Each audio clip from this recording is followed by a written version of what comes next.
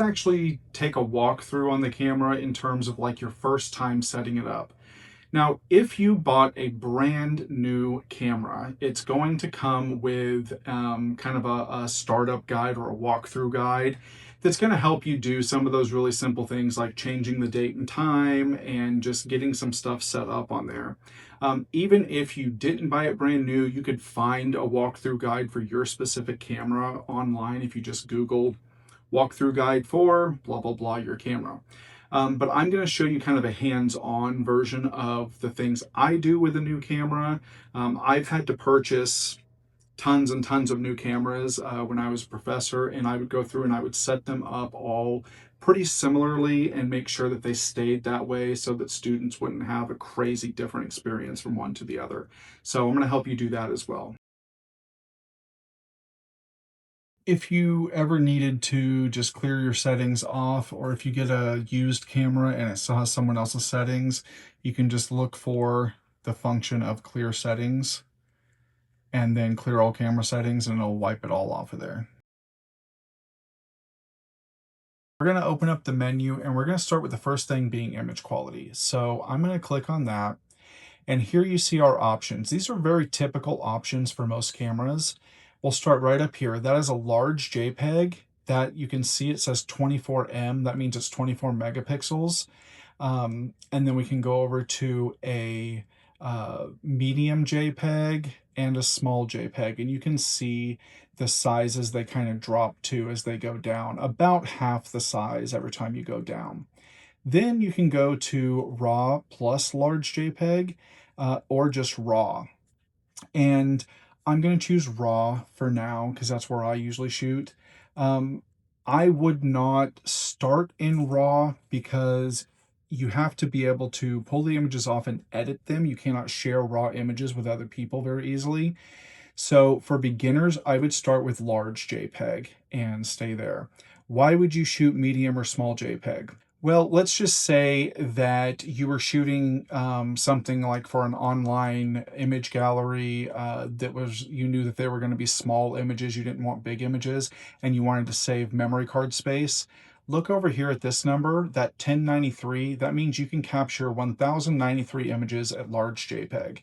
Medium, you can capture 2436, and then small, you can capture almost 3800 images. But let's go down to RAW.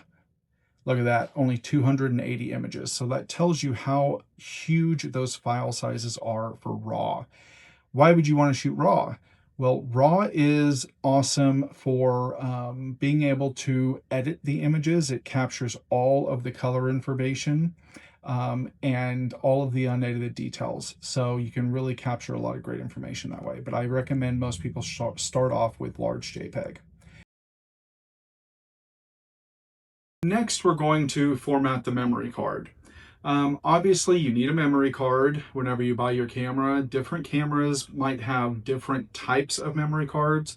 The most standard memory card for most cameras is just an SD card. However, there are compact flash CF cards. There's all sorts of different types of cards, but the predominant one is SD. Whenever you first buy an SD card, or even if you buy it used, which I actually would not recommend, they're affordable enough, just buy a brand new one, because memory cards have a finite life. They can corrupt. So it's not a great idea to buy one from someone else unless you know that it's brand new. But when you get a brand new camera or a brand new memory card, one of the first things you need to do is format the card. So you can simply put it in your camera, and there is a menu item that I'm going to show you on how to format that. But before we get there, one more note on memory cards. Not only are there different types of memory cards, there's different speeds and functionality of memory cards also. So you might have a memory card that is 10 years old, and if it's still working, awesome. But if you have a 10-year-old memory card and you buy a brand new camera, that memory card may or may not even work in that camera. Usually the older ones will work in the newer cameras, but if you buy a brand new memory card, it may not work in an older camera. There's a pretty high probability that it won't work. So especially when we're talking about large sizes, If you have a camera that's 5, 10 years old and you buy a memory card that is like 256 gigabytes, well, when the camera was made, those memory cards with that high of a storage didn't even exist. So the camera cannot use that memory card. So if you have an issue where you put a memory card in and you get an error screen on the back of your camera, that could be one of the things that's going on. So if you've already bought a memory card, hopefully it works, but if you haven't yet, make sure that you double check that it's compatible with your camera before you buy the card. Accept format card. You do want to make sure, I'm not going to format this one right now, but you can see that it's saying there's 3 gigs used of a 16 gig card. And I could come over here and say, okay, and it would get rid of all of that information. You got to make sure you got all that information backed up before you do it though. With different types of shooting modes, we're just really going to focus on the primary shooting modes. There are other shooting modes on your camera. As you look at the dial, you'll see, what looks like a flower, or maybe someone running. Or maybe a mountain range. Those scenes, those shooting mode scenes, are, well, the flower one's made for macro, for instance, and the mountain range is made for landscapes. But you don't really want to rely on any of those or really even trust them, because all it is kind of telling your camera that it's just another version of auto mode. And it says, if you want to shoot sports, for instance, and you turn your dial to the little guy running for sports mode, then sports mode basically is you telling your camera, hey, I want to make sure that I use as fast of a shutter speed as I possibly can. So what's your camera going to do in order to make that happen? It's going to sacrifice your ISO. So it's going to bump your ISO as high as it needs to go, probably pretty darn high in most cases. And it's going to try to maximize the opening of your lens or your aperture. That's a little deep. We don't need to go deep into those topics right now, but I'm not going to focus on those other modes because honestly, they're a waste of our time. If we can just really focus more on aperture priority, shutter priority, auto mode, and manual. Those are the 4 that you're going to need to learn in terms of where to start and where to end up. Aperture priority mode is great if you know that you want to control your depth of field or your aperture. So let's say that you have a lens that opens up to an aperture of f1.8, which will give you really shallow depth of field. And you want to make sure that every shot you take has that really shallow depth of field, but you don't want to have to think about the ISO or the shutter speed. So aperture mode is perfect for that. You can just tell it, look, I want you to shoot at f1.8, and then it will figure out the rest. Obviously, it's not always going to work perfectly. Sometimes, depending on the amount of light you have, if you have too much light or not enough light, it's going to have to sacrifice something. You might have too slow of a shutter speed, or you might even have too fast of a shutter speed. Again, it just really depends on what you're wanting to control. In that case, if you want to make sure that your shutter speed doesn't go way too slow or way too high, most cameras will actually allow you to set a range for that and will say, hey, do not go below this certain shutter speed or don't go above this certain shutter speed. And so you can really kind of lock in some limitations there. But usually if you're, that tight on your parameters, you'll just kind of want to shoot manual anyway. Shutter priority is just the opposite of aperture priority. Obviously, this is where you're going to tell your camera, hey, I want to shoot at this specific shutter speed, and then the camera figures out the aperture and the ISO for you. Obviously, this is going to be something you might want to use if you're shooting motion or action. It doesn't even have to be fast moving action, but just something where you want to make sure that your shutter speed is at least, this certain speed, or specifically this certain speed.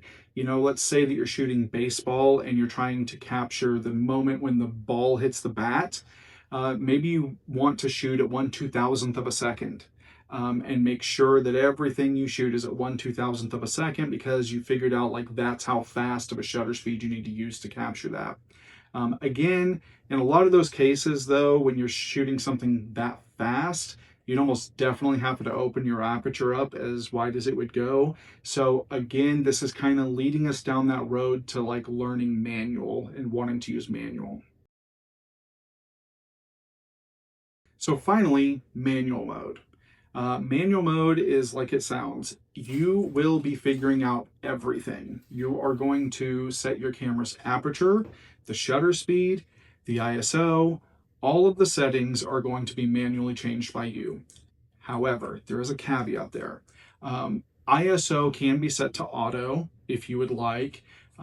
If you're shooting, if you're not too worried about noise, especially like if you are pretty comfortable in Photoshop or Lightroom or Affinity or whatever it is that you happen to use for image editing, there are a lot of great programs out there that can eliminate noise for you.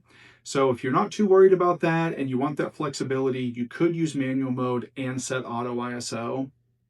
It really just depends on what you're comfortable with.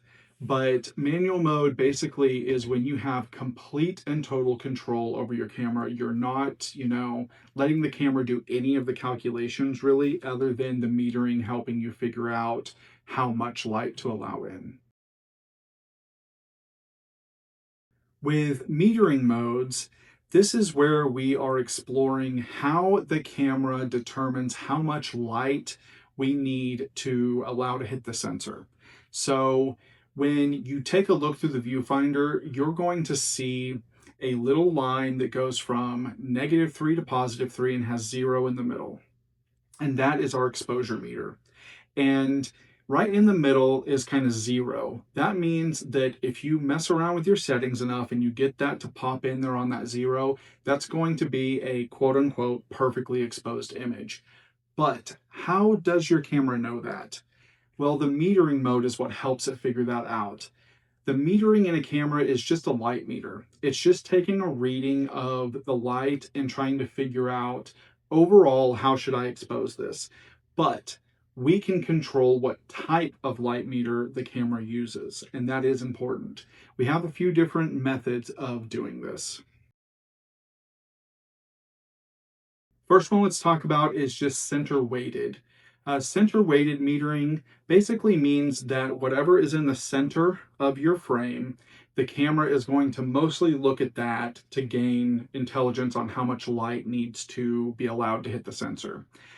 So for instance, if there was something like me, a person in the middle of the frame, and behind me there was a super bright background, you're basically trying to tell your camera, don't worry about the background, worry about the person. So obviously, if you shoot a lot of portraiture and you have the people in the center of the image, that's going to be a great way to do that. However, the problem with center weighted metering is if you forget that you have it set to center weighted and you start putting your subjects on the sides of the image or something like that, it's going to get confused and it's going to remember expose for what's in the middle. And so you might get over or underexposed images if you use center weighted metering and you don't change it whenever the scene changes. Spot metering is basically when you need something to be precise in one small area. So if you needed, for instance, if I had really shiny cheeks and you wanted to make sure that my cheeks were properly exposed, you might set a dot or a spot inside your camera and tell it, look, just take a reading from the cheek and make sure I get that right, and anything else I'll figure out later. Spot metering is not something that most people use a whole lot of. If maybe you're shooting something very precise or small, like macro or maybe wildlife, and there's a really complicated scene, you want to make sure something is dead on accurate, like a bird off in the distance. But more times than not, spot metering is going to be kind of tricky to use because you could easily, get the wrong spot and over or underexposure image. And finally, the metering mode that most people use and the one that I recommend for especially beginners to use is evaluative or matrix metering. Evaluative or matrix metering basically takes a look at the entire scene, right? Not just the center of it or not just one little spot. It looks at the entire scene. If there's a person in there, if there's a bright background, whatever, and it tries to average it all out. Now, the good thing is that it's usually going to do a pretty good job in almost every situation. The bad thing is that it can be tricked relatively easily if there is a really large, bright, or really dark background or foreground in the image, or sometimes it's just boring, quite honestly. It's going to try to just make the entire image exposed properly. And creatively, sometimes we want to underexpose areas or overexpose areas. Now, in the beginning, don't worry too much about that. But as you start to learn more, you're going to rely a little bit less on exactly what the meter says. And instead, you might think, the meter says this, but I think I'm going to underexpose it a little bit or overexpose it a little bit just for creativity. So that's how the metering modes work. Again, I recommend evaluative or matrix metering. Last thing we're going to talk about is drive mode. Drive mode just refers to how you want your camera to take pictures in terms of like how many frames you want it to take, or do you want it to use a timer or things like that. Some of the common settings are going to be a single frame. That's where you just take one shot. If you push your shutter button halfway down to focus, you push it all the way down to take a shot. If you keep the shutter button pushed down, it's not going to do anything else. It just took that one shot and it's done. The next would be continuous mode. And continuous mode on different cameras, you might have multiple settings for continuous. You might have a high and a low or a silent, different ones, but you'll see multiple frames there. And that's just the opposite of single shot mode. That's where if you push and hold your shutter button, it's going to keep taking shots. Think about sports, anything fast action. And then you're also going to run into a mode where it looks like there's a little clock or a timer, and that's just setting a timer on your camera. You tell it 2 seconds or 10 seconds and push the button, and then you'll have a little light that pops up and blinks on your camera, and then it will take the shot for you. Other cameras will have other modes. Some of them you might see something that says like S on it. That's for silent mode. I recommend for beginners to start off in just single shot mode. Unless you know that you're going to shoot sports or fast action, something where you need to be taking multiple shots, just stick with single shot mode. That way you don't confuse yourself. And also, if you try to shoot in continuous mode all the time, even for things that aren't fast moving, fast action, I really discourage that in beginners, because that's what we kind of call the spray and pray mode, where you are just pushing the button down and just taking multiple shots, hoping that you get a good one. And then you're going to go look at 30 or 40 shots that are almost identical. And really, you're just wasting a lot of time. And the really bad part of that is that you're actually setting yourself back on your photographic journey. Because instead of taking 20, 30, 40 shots and hoping you get the right one, you need to hold yourself accountable to just taking 1, 2, 3, or 4 shots and trusting yourself to get the right one. If you don't get it, that's the fuel and the motivation to keep trying and learning. But if you shoot a ton of them and you happen to get the right one, then you're just getting lucky. It's not skill. And when you rely on luck, that's what gets people burnt out and makes them not want to keep going. If you rely on skill, you feel a lot better about yourself. You understand that you are the one that created that image and you learned and you pushed yourself to get it. So I would really recommend you just use single shot mode when you're beginning, unless again, you're shooting sports or something like that.